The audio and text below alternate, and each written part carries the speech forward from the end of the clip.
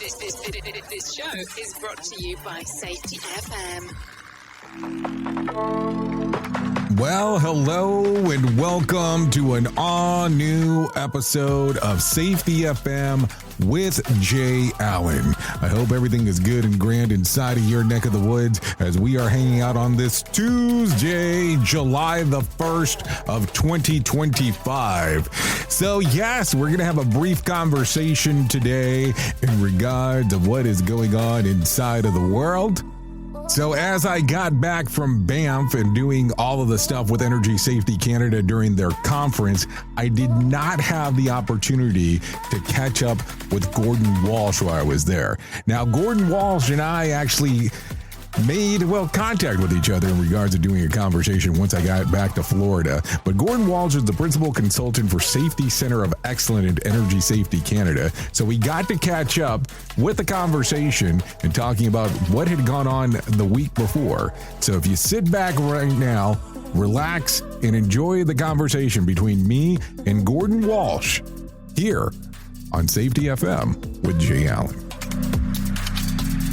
What if everything we thought we knew about safety was just interference? From the host of the Rated R Safety Show and the founder of Safety FM comes the complete signal transmission trilogy, now available in one powerful edition. Safety, in my opinion, the book that started the conversation. Safety Mutation, where the boundaries of culture, systems, and belief begin to break. And now, Safety Transmission, the final piece of the signal. For the first time, all three books are together in one volume. The Signal Transmission Trilogy, Complete Edition. This isn't just about compliance. It's about consciousness. It's about decoding the way we think, lead, and live, inside and outside the system. Whether you've been following the signal since the beginning or you're just now tuning in, this is the version to own. Search Signal Trilogy on Amazon or visit safetyfm.com to get your copy now. You got into the safety business because you wanted to protect people, but somewhere along the way the job started controlling your time, your schedule, your priorities, even your income potential. What if the expertise you've built over the years in the field can give you something more? More freedom, more control, more ownership of your future. I'm Sheldon Primus, the author of 7 Steps to Starting a Profitable Safety Consulting Business and the host of the Safety Consultant Podcast, with more than 350 episodes helping safety professionals become consultants and grow their career. Consulting changed my life. In fact, I'm a full-time RVer, and one consulting contract paid for my home I live in today. Now, I help safety professionals build their own consulting practice through bi-weekly coaching calls, accountability, and personal guidance. But this program isn't for everyone. Start with the Consultant Readiness Audit at sheldon.coach. What if everything we thought we knew about safety was just interference? From the host of the Rated R Safety Show and the founder of Safety FM comes the complete Signal Transmission Trilogy, now available in one powerful edition. Safety, in my opinion, the book that started the conversation. Safety Mutation, where the boundaries of culture, systems, and belief begin to break.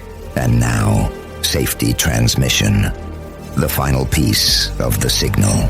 For the first time, all three books are together in one volume. The Signal Transmission Trilogy, Complete Edition. This isn't just about compliance. It's about consciousness. It's about decoding the way we think, lead, and live, inside and outside the system. Whether you've been following the signal since the beginning or you're just now tuning in, this is the version to own. Search Signal Trilogy on Amazon or visit safetyfm.com to get your copy now.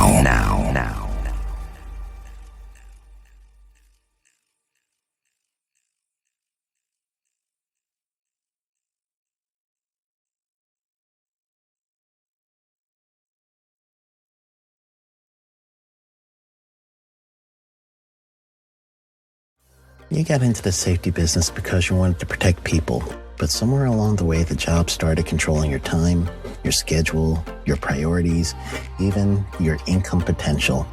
What if the expertise you've built over the years in the field can give you something more? More freedom, more control, more ownership of your future. I'm Sheldon Primus, the author of 7 Steps to Starting a Profitable Safety Consulting Business and the host of the Safety Consultant Podcast, with more than 350 episodes helping safety professionals become consultants and grow their career. Consulting changed my life. In fact, I'm a full-time RVer, and one consulting contract paid for my home I live in today. Now, I help safety professionals build their own consulting practice through bi-weekly coaching calls, accountability, and personal guidance. But this program isn't for everyone. Start with the Consultant Readiness Audit at sheldon.coach. What if everything we thought we knew about safety was just interference? From the host of the Rated R Safety Show and the founder of Safety FM comes the complete signal transmission trilogy, now available in one powerful edition. Safety, in my opinion, the book that started the conversation. Safety Mutation, where the boundaries of culture, systems, and belief begin to break. And now, Safety Transmission, the final piece of the signal. For the first time, all 3 books are together in one volume. The Signal Transmission Trilogy, Complete Edition. This isn't just about compliance. It's about consciousness. It's about decoding the way we think, lead, and live, inside and outside the system. Whether you've been following the signal since the beginning or you're just now tuning in, this is the version to own. Search Signal Trilogy on Amazon or visit safetyfm.com to get your copy now.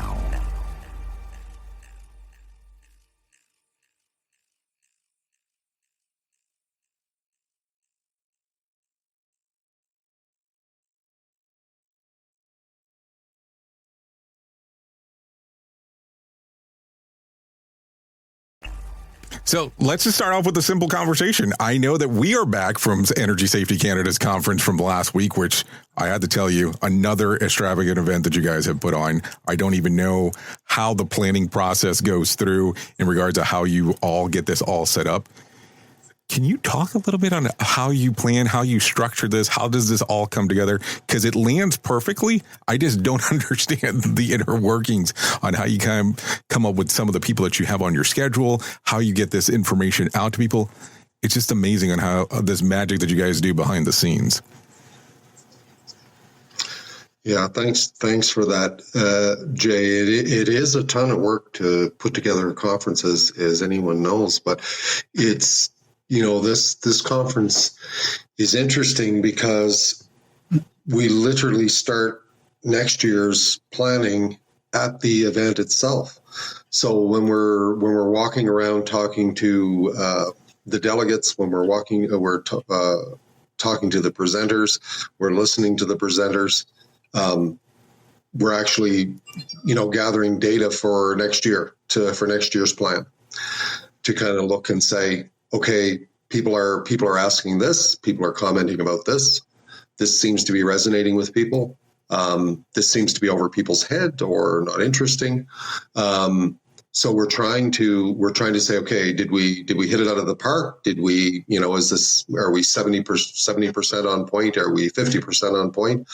And for the most part, people are fairly honest in the moment. How did you enjoy that presentation? Or so we're taking that information. We met yesterday already and had discussions about last week. Just how did the staff feel things went? Did we all meet lots of people? Did our executive engage with lots of our stakeholder clients? And what was some of the feedback? And the other workings of it, the food, the coffee, the Banff Springs experience.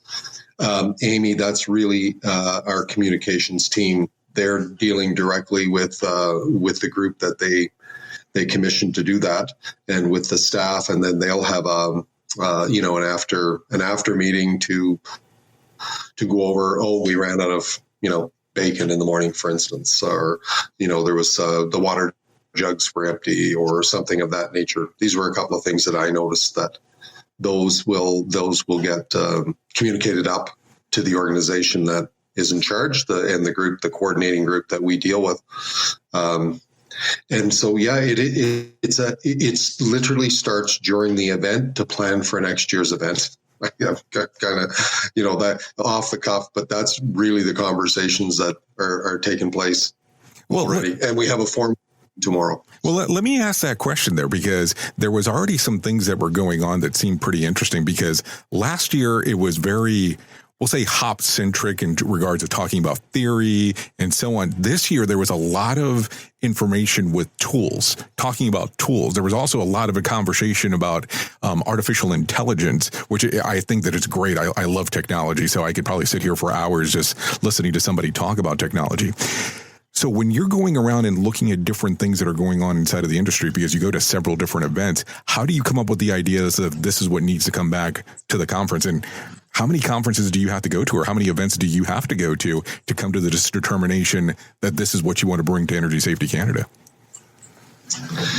Yeah, I have a unique role inside Energy Safety Canada because I get to spend a fair amount of time just paying attention to what's on LinkedIn, who's posting, what are they posting about, what is the most current topics that people are reacting to or commenting on. Going to conferences, at least 2 or 3 a year in different places. I was just down to San Francisco to Safety on the Edge. I'm hoping to go to Columbus, Ohio here if things work out, to the other one coming up here in June. I'll probably hit another conference in the fall, but I'm fairly choosy as to where I'm going. I'm trying to go to conferences where there's speakers that I'm interested in that maybe I haven't met yet or haven't seen, but I've read some of their work online. I may have had them on our HOP virtual community of practice as a presenter or a speaker, but it's quite different speaking virtually than it is, being in person in front of 900 people in a room. So we're always trying to check the pulse, Jay, as to what we're hearing from industry. And it was very specific this year to go with more tools.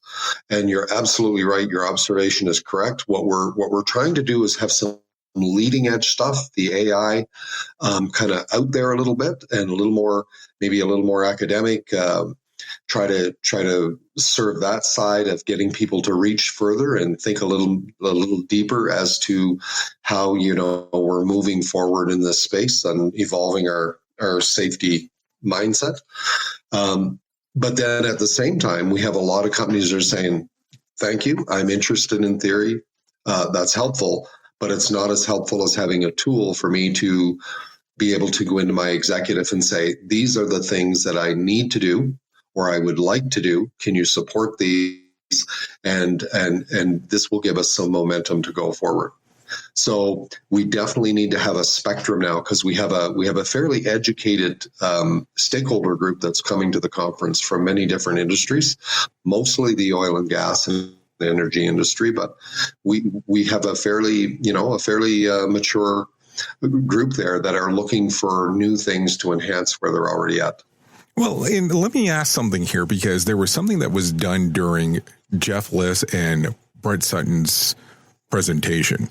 And there was a video that was shown that was produced by Energy Safety Canada that showed Michael and Taylor that they were actually out in the field putting some things into practice related to the 4Ds.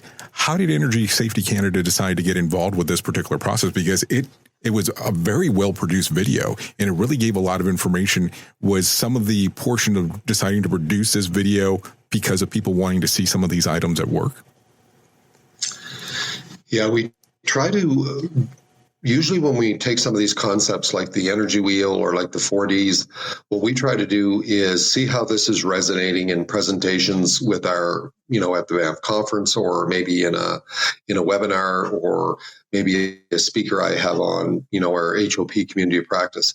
And what we're trying to gauge is, okay, how does this puzzle fit together? How does this, and what tools are people that are less mature in this area, haven't read as much, maybe haven't been to conferences or heard presenters. How can they take something off the shelf and use it? And they don't have to have a deep understanding of human and organizational performance or human performance. So we make a conscious effort to produce some of these tools, which was the 4Ds video. And of course, we engaged Brent Sutton and Jeff Lith with Learning Teams Inc. And we said, there's your subject matter experts. These folks will help you with the script. We commissioned a third-party video group that did a lot of work for Imperial Oil. And we thought the story was great when we asked the question to Imperial, would they consider having us on site? Because rather than doing something in an office and, kind of staging an event, we thought it's just great to get out in the field where people actually work. And the story that came out in the 4Ds that, Taylor and Michael described was a situation from, previous years that really resonated with them. This was one thing about half tons that really slowed down work and really caused people grief. So, but it's only one thing. There's, frontline workers are dealing with these kinds of challenges every day, as we know, and most often they're adapting and working through it without resolution. Often they're dealing with the same issues over and over. So this was kind of just a powerful example of listening to your frontline workforce and then acting on what you've learned, putting it in place, and then seeing those positive outcomes. Well, it was also interesting because Taylor and Michael had also had a session last year that they had done. And then this year they did another session where they were able to have some of the discussions on some of the things that they were seeing out in the field. What I thought was interesting was that last year's session was more of a presentation style, just kind of going through the path of what they were going through. But this year they did something extremely different where they decided that it would be in their best interest to go ahead and open it up to the group. So they did maybe 15, 20 minutes, and the rest of it was questions. And when somebody comes to Energy Safety Canada and they're going to present there, is this a discussion that you have ahead of time of what does the layout of the land of your presentation look like? Because it was much different than some of the other ones. Now, keep in mind the ones in the main ballroom had questions using Slido afterwards, but they took it, to me at least, it seemed like a totally different aspect of, hey, you're going to have questions about this. Let's move forward. So how does normally the standard presentation type come your general direction? Do they have to give you the whole layout, or is it, are they winging it as they are going?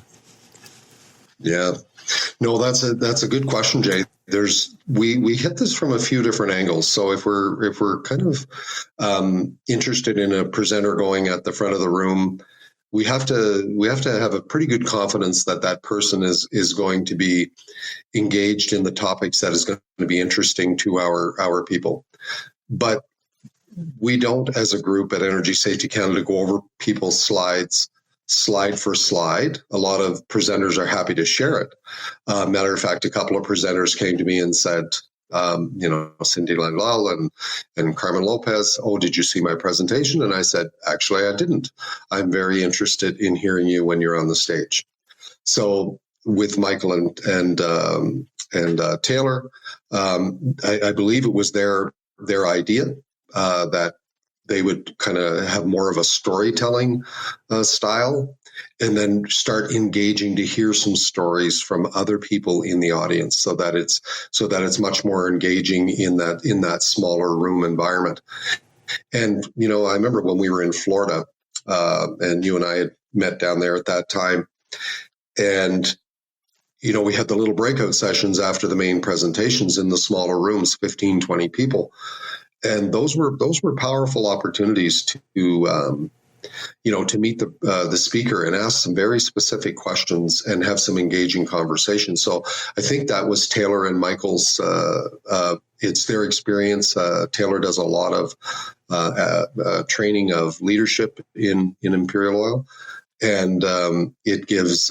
He knows the value of that. So we don't need to control every minute of the presentation, and we don't need to control the message.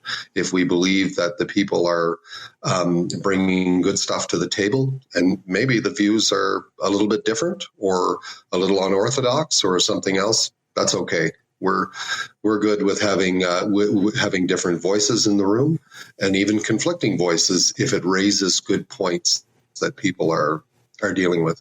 Well, it almost sounds like you set me up in regards of already what I had going on in mind that I wanted to ask you next. Because last year I'm going to forget his last name, but his first name was Nick, and he did a presentation about behavior-based safety, and I thought it was really interesting just to hear different aspects, because automatically when you go to a HOP conference, people are going to assume no one's going to talk about BBS here.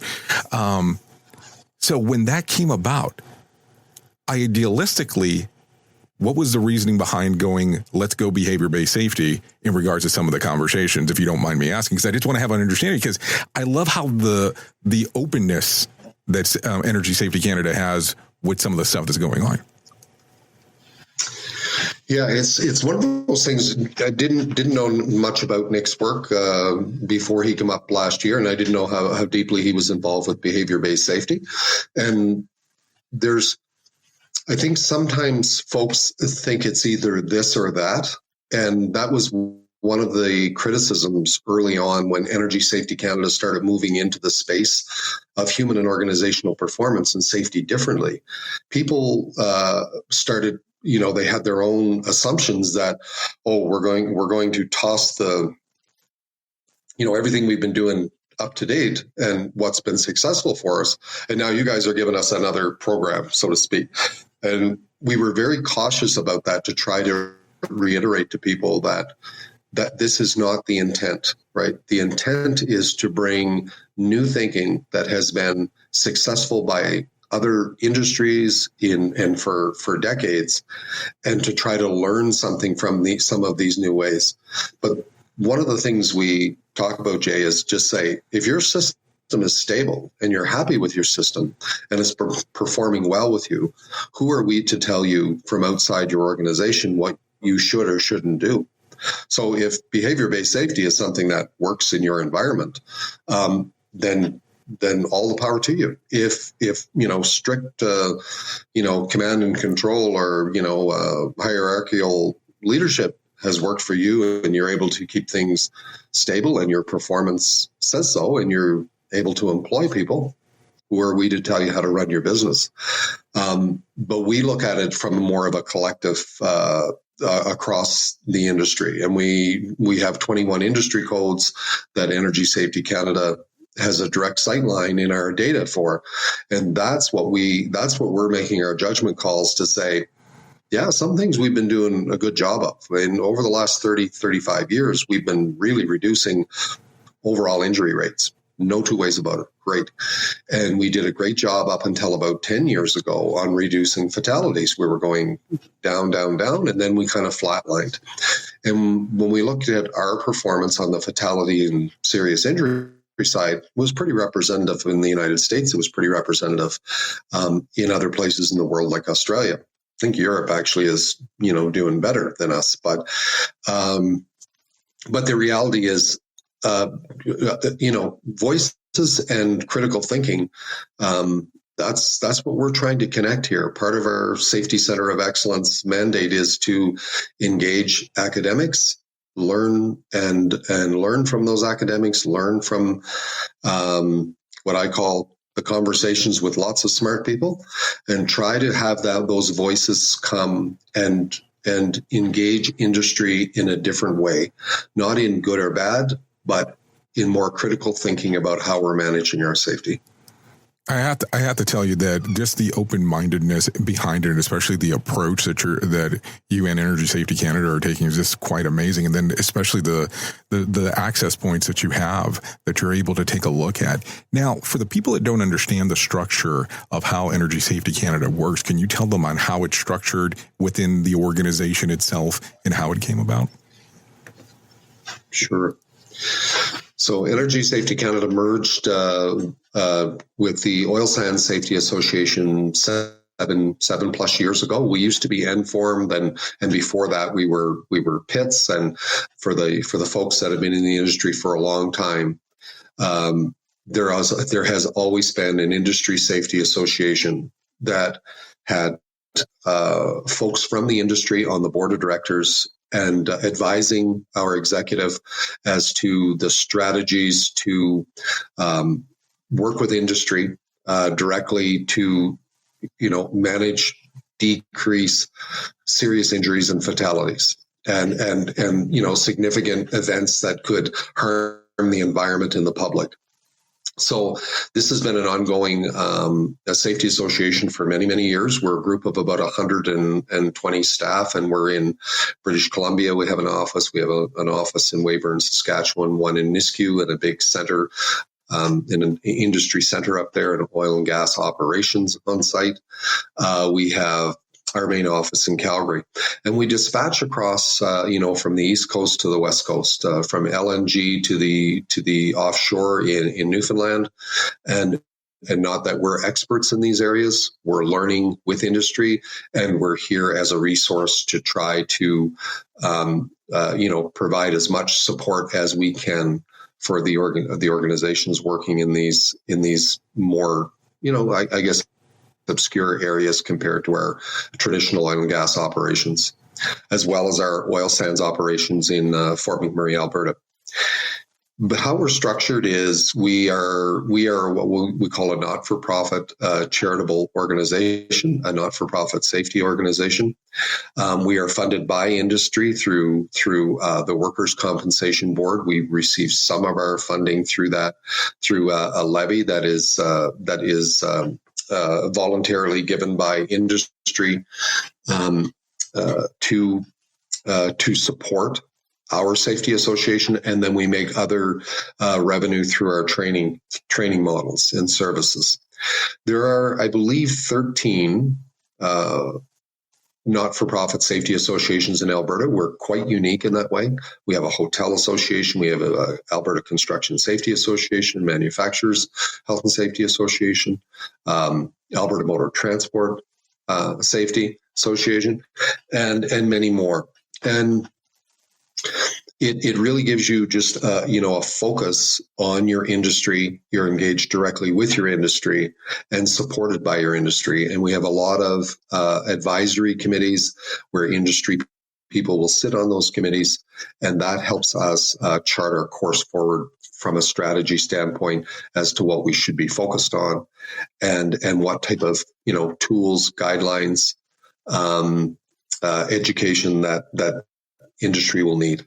So that's kind of how we're set up. No, I mean, and it's amazing. I didn't realize on how big and the scope of what all that you covered, but it's pretty amazing in regards to the size. Now, of course, since the last event that I went to, which was last year, and then the event this year, you've had a change, and the CEO Murray's gone, and now you have Vanita. How have things changed? How have things progressed? How are they looking now? If you don't mind me asking, if it's too controversial of an answer, you don't have to answer it, of course. No, not at all. No, happy to comment on that. Yeah, Murray Elliott was our CEO and president for 7+ years.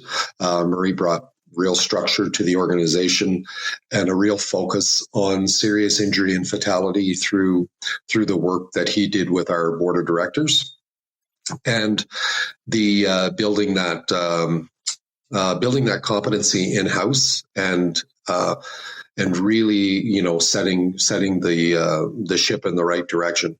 Murray was a huge supporter of the Banff conference and bringing experts in from around the world. And Vanita came on with us, I believe, last June, July, and took over in Murray's space. Vanita has decades of experience in the oil and gas industry, professional engineer. She is very, very attuned to health and safety and the importance of it in order for successful operations. She's lived it for multiple decades. Vanita is a very outgoing person, as you experienced, and was thrilled to have the opportunity to come on board with Energy Safety Canada and lead us forward and continuing to work with industry directly. And Vanita has, has quite a vision of not just individual companies progressing and doing well, although that's very important. Our role is to, create that wave that Georgina Poole talks about, and really get people behind these concepts, and collectively as an industry create that wave. And Vanita is definitely the person with the energy and the foresight to lead that, and to bring the right people on board, and create those relationships to get the information we need to inform us. If we stay in our office, Jay, then we will have a certain amount of information, a certain amount of intel, but it is absolutely critical that we engage industry in all sectors and meet with those folks on regular intervals, so that we're getting data that is happening on the front line. The challenge, the good, the bad, and the ugly. As we say, and we need to hear it from the small companies. I always say the 50 to the 500s, those small to medium size, and even smaller than that, as well as the big majors. Well, it was interesting hearing her start off with the conference itself, where she started talking about, hey, we've been talking about HOP for years now. Now we've been talking about how to do it. Now let's talk about some of the tools that are available for you, that you can go out there and really start applying them in regard to what was going on. Because, of course, you can always talk about theory for so long until you start you can look at it through the lens for quite some time. But how do you apply this lens? And I really love your answer earlier about, if behavior-based safety has been working for you, and that's something that works, continue to do what works, and always giving people more options than, hey, this is the only way, the truth, and the path. Because it's a hard conversation most of the times when you start having conversations with people and you tell them, hey, you've been doing this, you need to stop doing this and go into something else, because they're going to go, we spent millions of dollars to get to this particular point, so why would we stop doing it? Because that got us here. Good, bad, or indifferent. So as you're looking around right now, and I know that we're just a few days out from finishing the conference in 2025, what's piquing your interest? What are you looking at now? I'm not saying that this is what's coming next year. I'm just saying what's piquing your interest, because I always like to look where other people are looking too, just to see what's going on. Yeah, it's funny you asked that, Jay, because I just got an email from one of my coworkers that said, we need to meet and we need to talk about all of the offerings that Energy Safety Canada has, that we are currently providing to our stakeholder group and our companies, and what we're doing out in a public way. And we need to, kind of validate our messaging in our 1 hour session, our 2 hour session, our 4 hour session, our 1 day session, and all of these offerings that we have. We need to look at the courses we have to make sure that the key courses are delivering what we think they're delivering. So that whole idea of assurance is the message getting out to industry that we want them to have, that we have these, we have these tools, we have capacity in-house with a group of, industry impact and support group. Are people aware of what we have? So first of all, we're going to look internally. That's the first thing that we're looking at right now, Jay. But I'm always keeping my eye on the ball for the people that are bringing, something, a different message, or maybe even a message of confirmation of what we've been doing so far. The one thing that you will have seen that has accelerated over the last year is a discussion around SIF, or, serious incident or injuries and fatalities, or critical risk management. And we've been talking about this for quite a period of time. This will continue to be a focus, and we're really watching and we're involved as well with the work of the Construction Safety Research Alliance out of Boulder, Colorado, with Dr. Matt Hallowell. So what we're paying attention to is the different groups, the IOGP and the other groups in Europe. We're paying attention to these things to see where they help to enhance, the tools and the messaging that we're already delivering. So that's kind of where our focus is to enhance those relationships, look at what's coming out of these other bodies, identify those key players that are very competent in this space, and then look at progressing this forward. Well, I mean, as I look at this, I mean, even when you mentioned Dr. Mack, he was there last year in regards of doing a presentation, and he was very generous with his time afterwards, and he came onto the show and talked about what he has going on. So it's just amazing what you all are doing up there. Now, just for the people that are interested in some of the resources that you have available now, because it's called Energy Safety Canada, of course, I have to ask the question, does this mean that it's only for people that are in Canada, or that is the resources, can anybody be from any country to be able to use them? Yeah, the resources we have on our website are open to anyone. Anyone can use those videos. There's how-to guides, 1-pagers, 2-pagers that go with those videos, go with the tools. Anyone can access those, and we encourage anyone. And I've had people in California, I've had people in Australia talk to me about, you guys got a great website. I've had people in the medical world say, we've used some of your guys's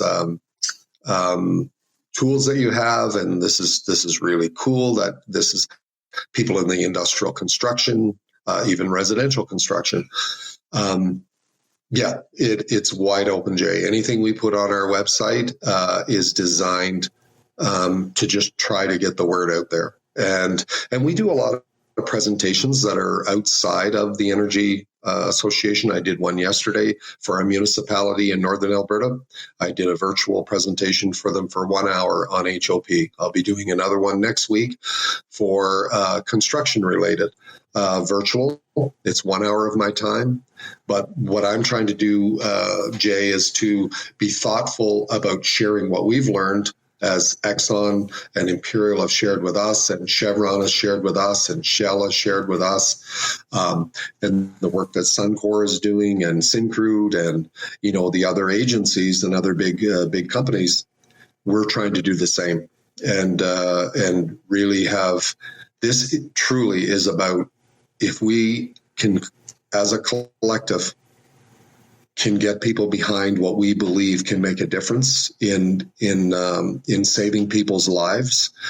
We had 50 traumatic deaths in Alberta in 2024. 50 people lost their lives in many different industries through a traumatic event. We had at least another 40 of those on top of that were motor vehicle related incidents, and where people were at work. We had 113 occupational deaths, where occupational health related, long-term suffering that people go through from health effects. So we have a ton of work to do, and we're just happy that we have the backing of our industry and the backing of the companies we serve in order to share this message and really try to make a difference for my kids and many others that are in that age group, that they're going to be, they're working out there in this industry and many other industries. Well, I mean, I really do appreciate the work that you all are doing there at Energy Safety Canada. Now, if I can input my 2 cents that you did not ask for, but I'm going to share anyways. I really think that it would be beneficial if you all had a session during the conference talking about everything that you have to offer, because I think that sometimes that might be an audience that is a little bit underserved, or might not even know everything that you have available, especially being part of this. Just a thought, of course. No, that's a great suggestion, and I agree with you. I think I'm going to talk to the planning group internally here, just to and say this is not about it's not about Energy Safety Canada. It's really about bringing in other speakers from around the world and getting different messages and people from different industries. But we should also remember that there's a lot of people that are depending on those tools that we're providing and utilizing those And it's important that they know that. And I agree with you 100%. We should do a little side room and just so people are a little more aware of the services. Yeah, especially because if you're accustomed to going to a normal conference, which that's not what Energy Safety Canada is, because you're so focused on things that are going on, I think that it would be beneficial for them to know, hey, here's some stuff. It's not a standard conference per se, as other conferences just, okay, here, come in, see you later, that's it. You guys really do care about what's going on. Now, Gord, if people want to find out more about what you have going on or Energy Safety Canada, where can they go? Yeah, they can. Our website there is energysafetycanada.com. You can go right on to it's a very easy search, and you can go in there and look at multiple different the titles for the website. It'll take you in different areas from training to other available tools and resources and standards and guides and all those things. And for myself personally, it's Gordon.Walsh at energysafetycanada.com. And I'm happy to take, questions from people on what Energy Safety Canada is up to in this space. And if I don't have the answer, there is somebody internally that will, and I'm happy to introduce any inquiries to the right people to make sure we get the right message in. Well, Gordon, I appreciate you coming on today. Great. Thanks, Jay. It's great. It was great to have you in Banff again. It's awesome that, people from all around the world are getting together under the same umbrella to say, this is an important message to be sharing, whether it's having Cindy come from Trinidad or Sean and Jody coming and Georgina from Australia and Carmen from Los Angeles, yourself from Florida, Klaus coming in from Germany, and other people from across Canada. And we were really happy this year to have local companies, Precision Drilling, Suncor, Finning, Imperial, all speaking about their safety evolution and where they're going. So yeah, it was definitely an excellent event, and I know that this one will be a little bit, we'll go further down in regards of when we're doing the sessions on a release, but we're releasing the first presentation in the podcast today, so that will be hitting the airwaves today also. Gordon, I do appreciate it. Right.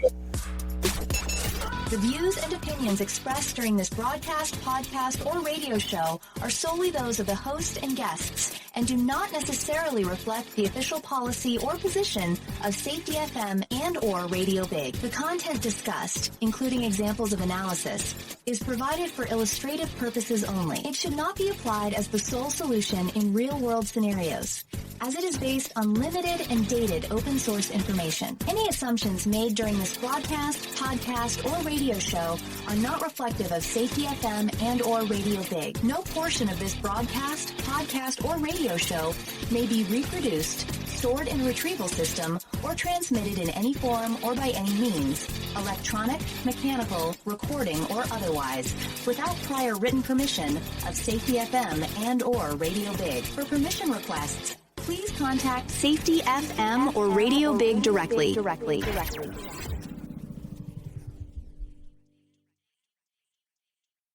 You got into the safety business because you wanted to protect people, but somewhere along the way, the job started controlling your time, your schedule, your priorities, even your income potential. What if the expertise you've built over the years in the field can give you something more? More freedom, more control, more ownership of your future. I'm Sheldon Primus, the author of 7 Steps to Starting a Profitable Safety Consulting Business and the host of the Safety Consultant Podcast, with more than 350 episodes helping safety professionals become consultants and grow their career. Consulting changed my life. In fact, I'm a full-time RVer, and one consulting contract paid for my home I live in today. Now, I help safety professionals build their own consulting practice through bi-weekly coaching calls, accountability, and personal guidance. But this program isn't for everyone. Start with the Consultant Readiness Audit at sheldon.coach. What if everything we thought we knew about safety was just interference? From the host of the Rated R Safety Show and the founder of Safety FM comes the complete signal transmission trilogy, now available in one powerful edition. Safety, in my opinion. the book that started the conversation, Safety Mutation, where the boundaries of culture, systems, and belief begin to break. And now, Safety Transmission, the final piece of the signal. For the first time, all 3 books are together in one volume. The Signal Transmission Trilogy, Complete Edition. This isn't just about compliance. It's about consciousness. It's about decoding the way we think, lead, and live, inside and outside the system. Whether you've been following the signal since the beginning or you're just now tuning in, this is the version to own. Search Signal Trilogy on Amazon or visit safetyfm.com to get your copy now.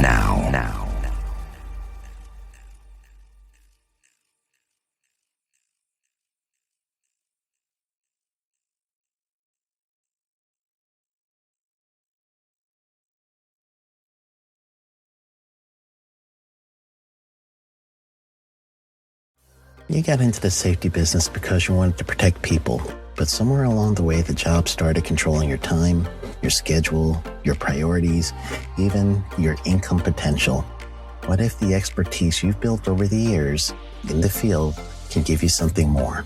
More freedom, more control, more ownership of your future. I'm Sheldon Primus, the author of 7 Steps to Starting a Profitable Safety Consulting Business and the host of the Safety Consultant Podcast, with more than 350 episodes helping safety professionals become consultants and grow their career. Consulting changed my life. In fact, I'm a full-time RVer, and 1 consulting contract paid for my home I live in today. Now, I help safety professionals build their own consulting practice through bi-weekly coaching calls, accountability, and personal guidance. But this program isn't for everyone. Start with the Consultant Readiness Audit at sheldon.coach. What if everything we thought we knew about safety was just interference? From the host of the Rated R Safety Show and the founder of Safety FM comes the complete Signal Transmission Trilogy, now available in one powerful edition. Safety, in my opinion, the book that started the conversation. Safety Mutation, where the boundaries of culture, systems, and belief begin to break. And now, Safety Transmission, the final piece of the signal. For the first time, all 3 books are together in one volume. The Signal Transmission Trilogy, Complete Edition. This isn't just about compliance. It's about consciousness. It's about decoding the way we think, lead, and live, inside and outside the system. Whether you've been following the signal since the beginning or you're just now tuning in, this is the version to own. Search Signal Trilogy on Amazon or visit safetyfm.com to get your copy now.